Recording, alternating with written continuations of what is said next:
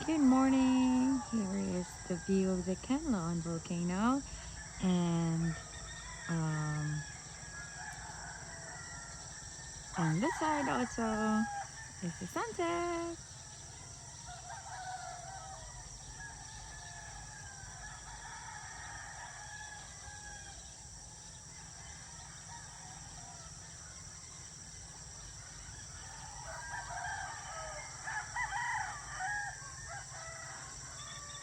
The story of this place is just we just passed by here when we went to the oldest tree, and then I saw this place, and then I told my husband, "Wow, it has a very nice view." Now I just compliment the place that it's very nice, and the view is really nice.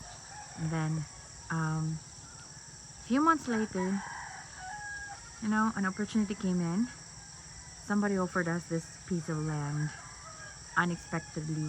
Though I was a bit disappointed because this is not actually the place where they in Tagalog what it is, or in Bisaya, ang ilahan gi hatag na mo na place is in a better position.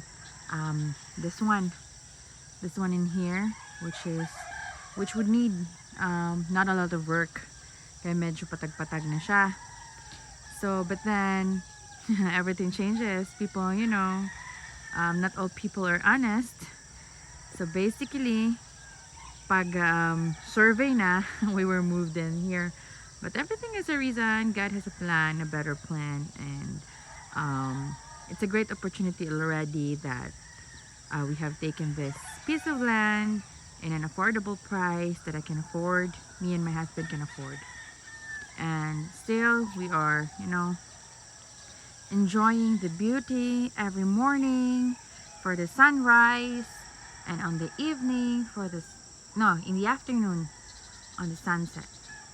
And look how beautiful our volcano is.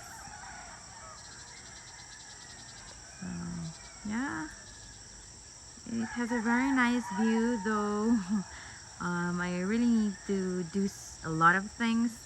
I really need to have a lot of money in order for me to improve this place because filled with rocks gid siya. So more na siya guys, sharing with you my thoughts. And kuan gid siya kanang farm gid siya na style na wala siya source of tubig from the government. So you have to find your own spring in order for you to have your own source of water. And some people are just sharing. Pero ang uban dalok, I don't know. No, naghugot ra pug ko at the same time. May gani kay wala siya gaasuron. Dili mi parya og feeling og emotions ron. So ako medyo hot, siya na pud si Bulkan is medyo cold siya karon. So ana, ko ano gid siya, mo neutralize, so, di ba? Gwapa kay siya ron. Gwapa kayo ang Bulkan ron. Gwapa man gina siya always good. Sahay lang ka malburuto ra good siya.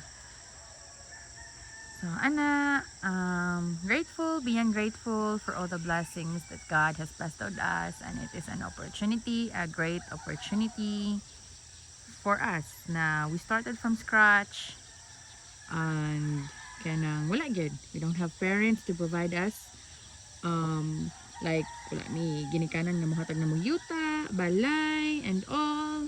So though gi-assist pud gid mi sa among pamilya, especially my siblings, who was really God's instrument to where I am right now. Kay sila yung nag-introduce sa og unsay source of income na mo ron. I like the sunrise, the ray, the light, the ray of the light, the blue shadow. Nice kay siya tan-awon, di ba? Sus, kabalo pa lang kumupit kanami og paint kanang lang kay di good ta kabaloan ni good. No? Lami kay siya. Silhouette siya nga kanang, di ba, mura siya kanang sakit na. Nalimot kan sa term na ay da, lokay ko vocabulary jud. So kanang, di ba? guba siya na building, and then buntod nga na ay sunlight with a shade of a blue, yellow, and orange. Diba? Nice kay siya. Perfect. I'd say perfect.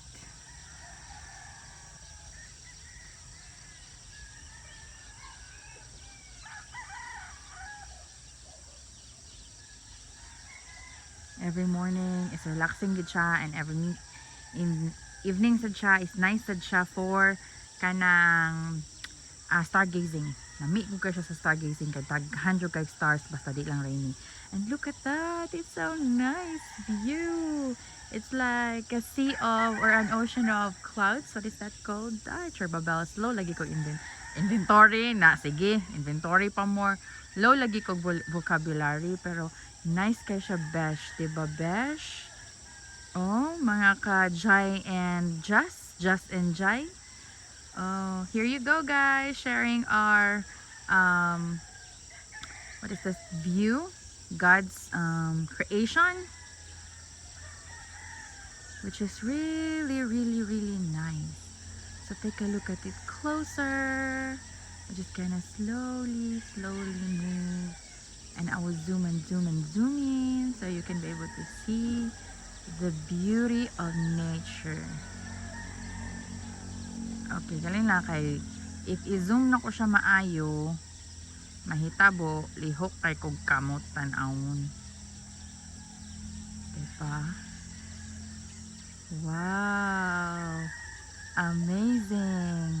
Nabisag ma-stress pa ko sa uban akong surrounding, di man tanan kay na may maing tao, naapog di maing tao, and what tayo madu, but as a human sometimes maapektuhan gud jud ta. And like me, which is very sensitive to that kind of people na who are making stories, making lies, and I don't know ug asa na sila gagikan-an na ilahang mga kawatsinangga o kawatsinangguhon. Maglagot jud ko do kabalo ko mahupas ra na siya, murag coke good pag maabrihan ako na, so i-speak out ko na siya pag maabrihan na siya, mura na siya coke nga mahupas na kaysa ako ra na siyang isirado, di ba? Nga magsige pag yung kauyog na kauyog kay sige raman gaad raman sila gaad, ang mahitabo mapuno ka mo buto. So mo na siya, pero maka-calm jud ang place, place na if you want to find peace. Here we go. The beauty of Canlaon. Wa pa mi sa kinababuan ha kay wa man ta ika-afford og dungag palit og yuta. So ana, say bye-bye volcano. And welcome sun. Asa na si sun? Okay, here you go. Diba? Nice kay siya view mga beshi. Ako siya i-zoom out. O, diba? I'm gonna take a picture of it.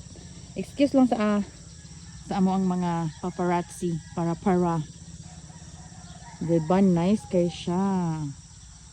Una siya view sa sunrise. Unta, no? Makahimo ta diri og tree house. Tree house, o man ko'y tree diri. Kuan lang, payag ba nga naa sa taas. So tag ana ay kanang raise up ba. Diba nice kay siya? Oh, diba? Bye. Good morning.